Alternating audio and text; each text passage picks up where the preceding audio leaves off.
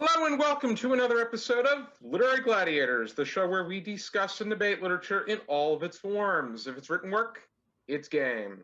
Let's meet the panel. Hi, I'm Larry. Hi, I'm Michaela. And I'm Josh. And today we are honored and privileged to have the creator of my favorite booktube channel, bar none. And that is Michaela from Betwixt the Books.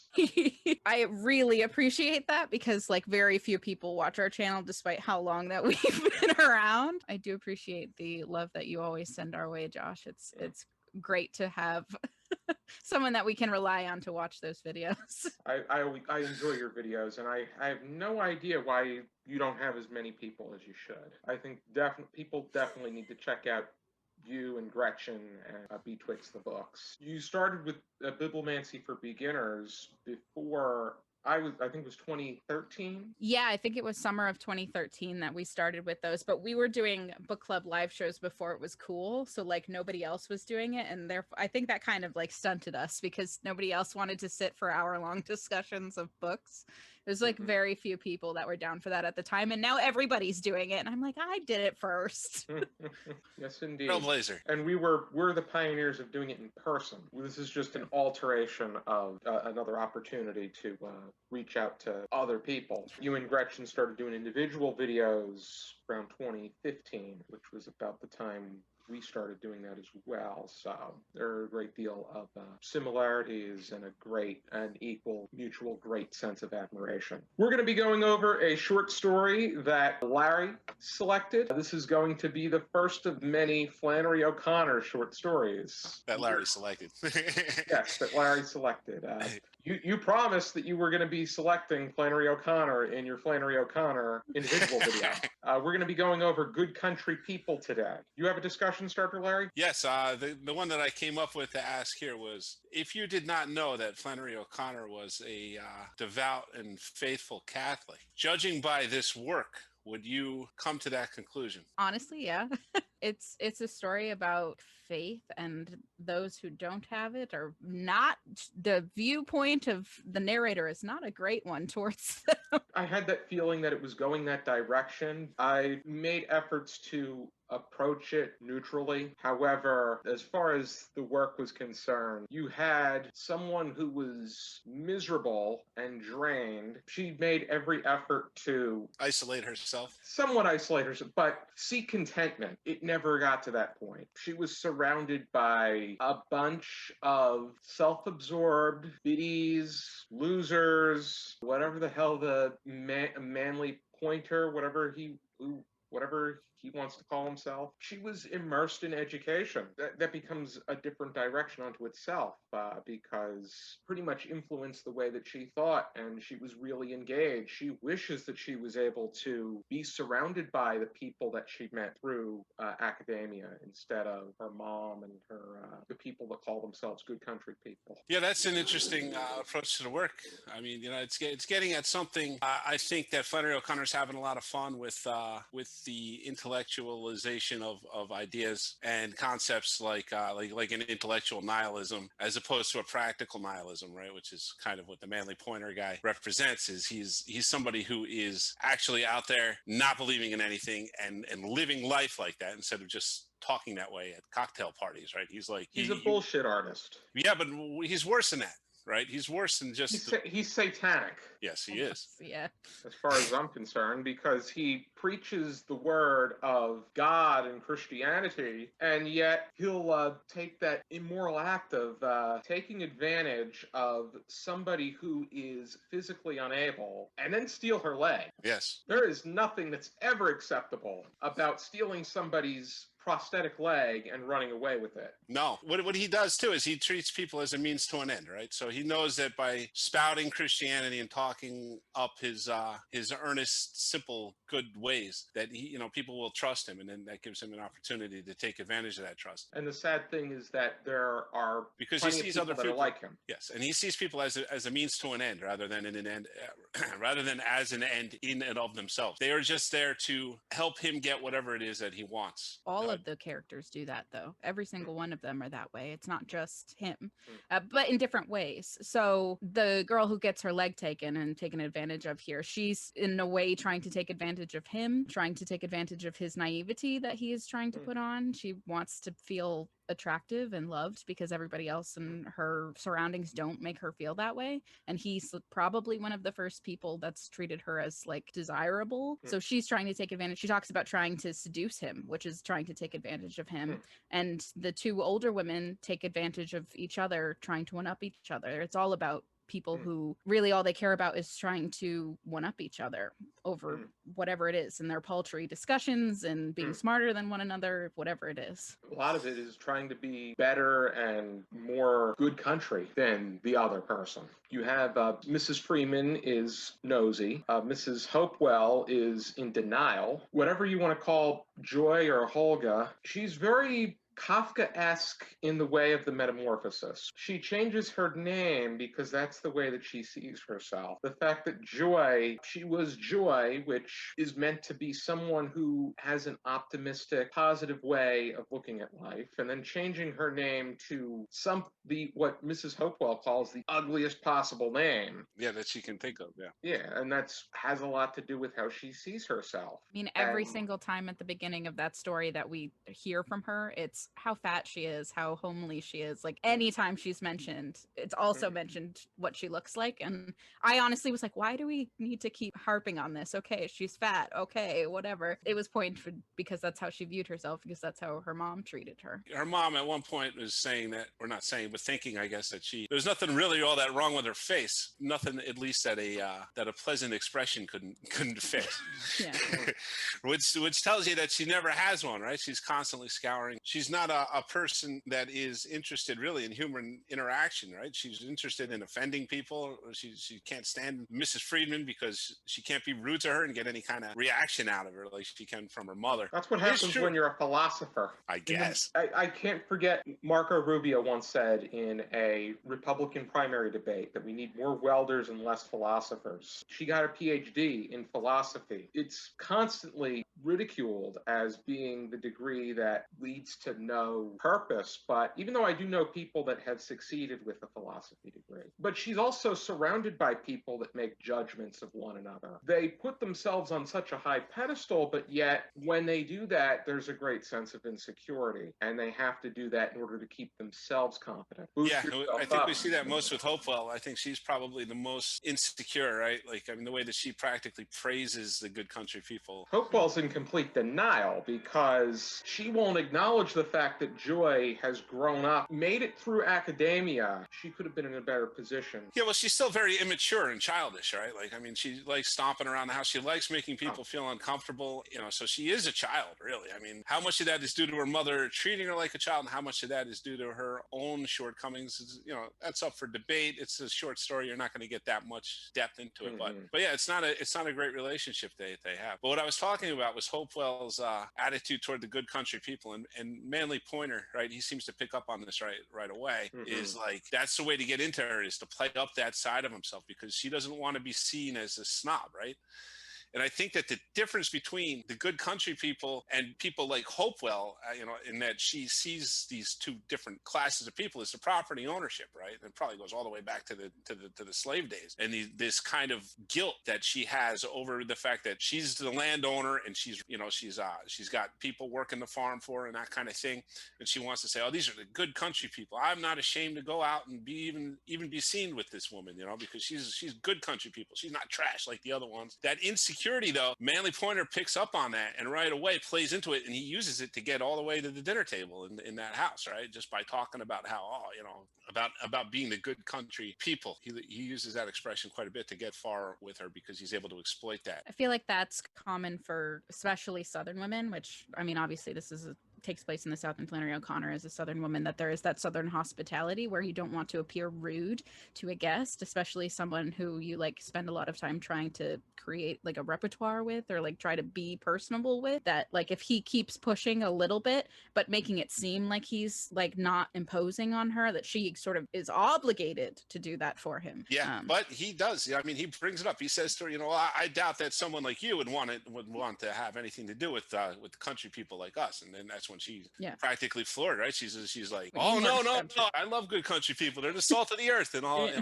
Yeah. So he's exploiting that, and of course the Christian element too. He's exploiting that as well. Yeah, just the But way. it's interesting that they're looking at Heidegger, right? Because that's the book that she has that Joy is reading. It's Heidegger, and I looked into his philosophy just a little bit just to see what it was about, and it's relevant because of what you guys are talking about how all of these characters in this story are kind of using each other as a means to an end. And Heidegger talks about how we have to look after ourselves and do and cast off these social norms and obligations that we feel. We cast them away and then look out for ourselves, and that's kind of at the heart of his philosophy. And I think that's interesting if you look at it from that perspective. These characters, the Manly Pointer one is he's the one that has fully done that, right? He's the one that has cast off all regards for what would be socially acceptable. Does not care what people think of him. Is willing to lie to you to your face and do whatever it takes to get what he wants. Silly a thing as it is that he's after, right? Like handicapped people's AIDS.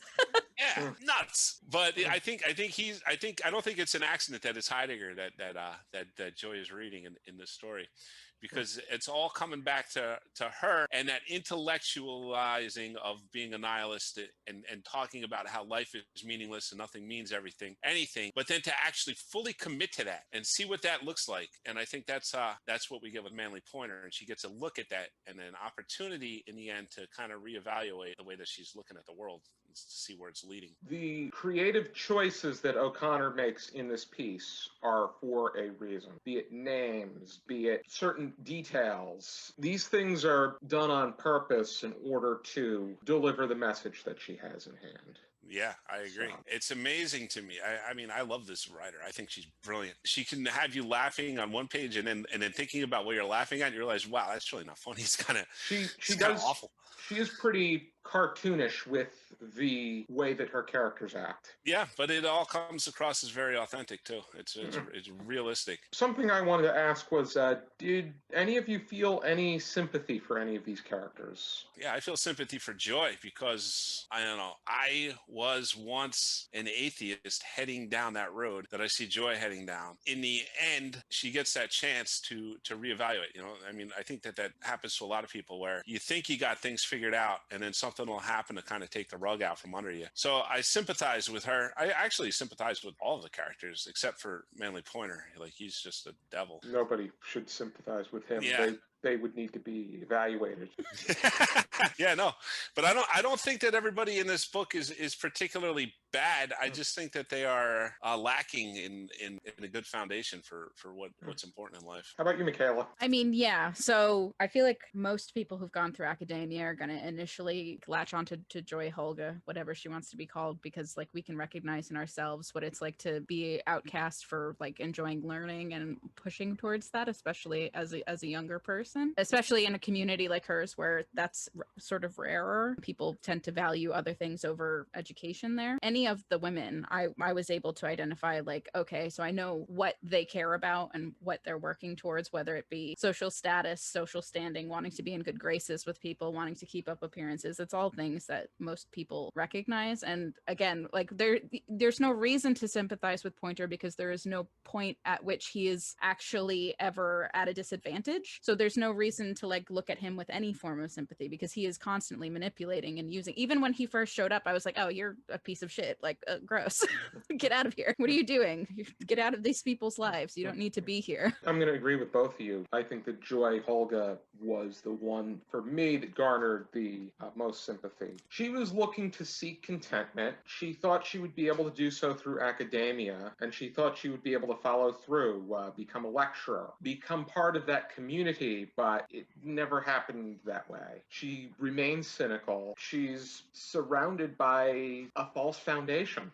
I don't think she's in a strong enough community. I don't think her mother is an ideal figure. She's ultimately manipulated by Manly Pointer. It's a tit for tat. Manly clearly wins out in the end as far as their exchange is concerned. Yeah, and it's but by the grace of God, because if he was the simple country bumpkin that he claims that he was, right, and she was able to do what she had planned to do and seduce him, that would have really been bad for her. It would have been an unhealthy thing for her to do, and it would have cut her off further away from God and from truth, made her more settled into that nihilistic attitude and start using more people in a way that is inappropriate. So it's interesting that we don't see what happens with her after this point, right? The story ends rather at a strange point, but Yeah, we don't get to see that sense of enlightenment from Joy Holga. Nope. All we get is the hope for it, right? Is the chance that we can see that the stage is set for it and it could happen. But, it's completely up to her whether she's going to see it, or she could take it the other way and just use it to be more resentful and more bitter. Go harder.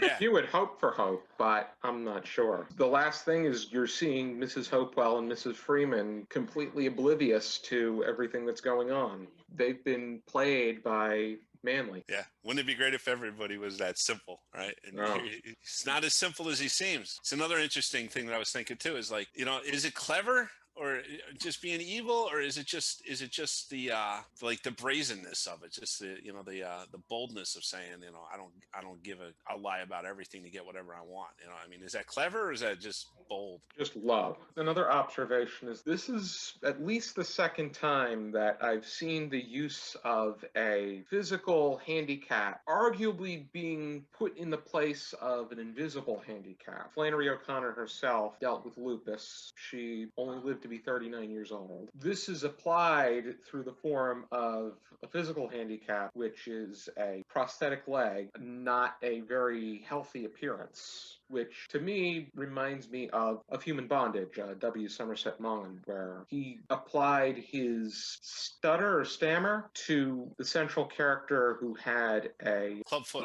Yeah, clubfoot. That's what it was. I knew it was something to do with the leg. Any thoughts about that direction? It's interesting.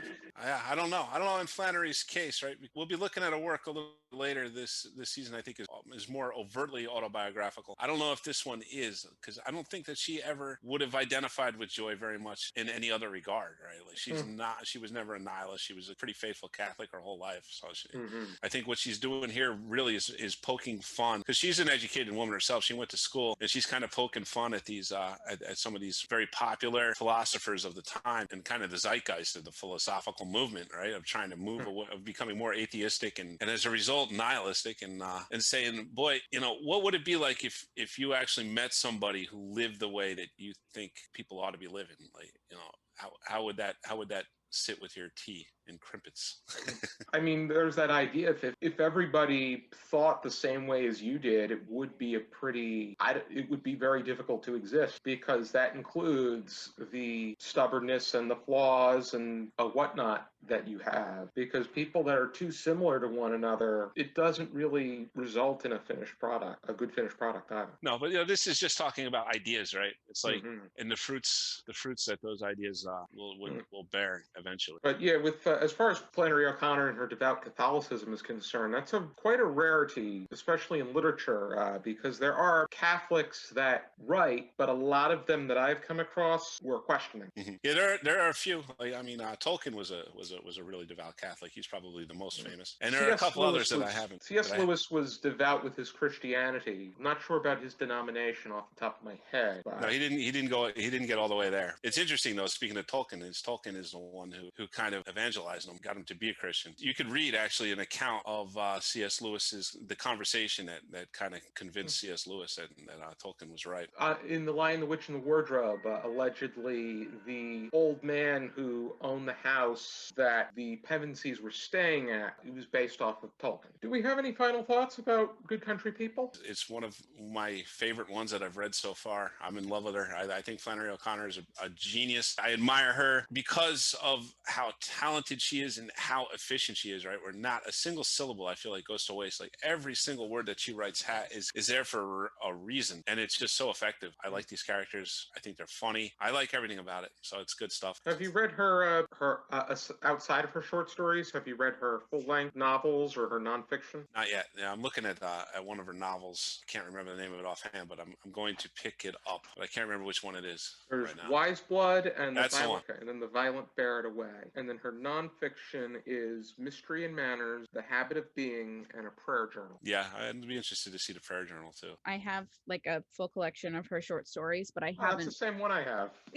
It's very beautiful watercolor cover. I've read a couple of her short stories, but I haven't like read a whole lot of them. But what I have read of hers is they're all pieces that sort of make you stop and think at the end. Like you think you know where they're going, and then by the end of it, you're kind of like, okay, what was that actually saying? And should I have felt the things that I knew she was trying to make me feel? Do I need to think more deeply about that? So she's definitely one of those authors that like I think is worth picking up, even if you just read a couple of them every now and again. Yeah, it's like a gut punch too, isn't it? Like, yeah. Like this one and the other one that really made me feel like I got hit in the gut after was Good Man's Hard to Find. That one's a punch. Yes, that one. I read that one in high school. Actually, I had a teacher that we read that one together as a class. So that was my first introduction to her. So yeah. Okay. Yeah. Mine too. Mine was probably through college that I read that story. And we read A Late Encounter with the Enemy back in season 4. Dr. Weta was the one that suggested that one. Or he picked that one. Yeah, it's a really interesting conversation. People should go back and look at that one too. Maybe you should leave a link in the description for that, because that is a good one too. Yeah, it was a pretty intriguing one. We had a pretty intriguing discussion. If you're interested in reading this and the complete stories of Flannery O'Connor, here's my copy. It makes mention of the fact that it was a National Book Award winner. I believe I got this from Inkwood Books in Haddonfield, New Jersey. I want to thank everybody for joining us in our discussion, and I want to thank Michaela for taking part as a very special guest. Yes, thanks, Michaela. Thank you very much for having me. I highly encourage you to check out her channel, Betwixt the Books, with her and Gretchen. Is there anything that people should know about your channel? It's a mess of a channel. It's a hodgepodge of stuff. Gretchen and I are very different readers. So I read a lot of literary fiction, translated fiction, but Gretchen reads a lot of historical president stuff. She reads a lot of romance and young adult books. So if you're interested in any of that stuff, feel free to come by and listen to us talk. We also read together, and that's always interesting because we come from them from very different perspectives, which I think is like the best part of channels like Literary Gladiators and our channel is that you get a bunch of different perspectives on the same. And I do need to catch up on your Bibliomancy for beginners. Maybe do a reading checklist too. Oh my god. Have fun with that, because even some of those with us were like, you can skip them. Maybe check into our overall opinions before you pick up the book. I watched your discussion about the Martian Chronicles because I did read that twice. Yeah, I read it once and then another time too because we were going over it. I had a good time watching it. Be sure to join us next time on another episode of Literary Gladiators. And for now, keep reading.